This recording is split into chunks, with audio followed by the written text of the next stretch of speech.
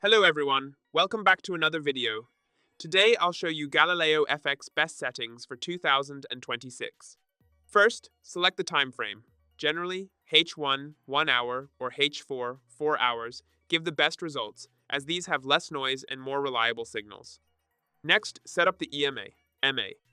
Use EMA 50 and EMA 200 to identify both short-term and long-term trends. Crossover signals provide the best entry and exit points.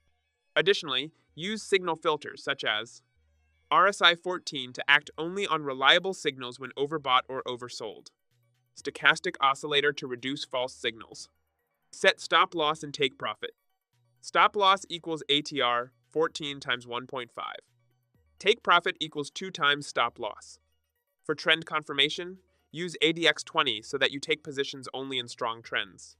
Also, to avoid false signals, confirm both RSI and Galileo FX signals. Bullish equals RSI is greater than 50 and signal is bullish. Bearish equals RSI is less than 50 and signal is bearish. In short, use the correct time frame EMA, MA, RSI, ADX, and risk management in Galileo FX to make more effective and organized trading decisions in 2026. If you found this video helpful, don't forget to like and subscribe.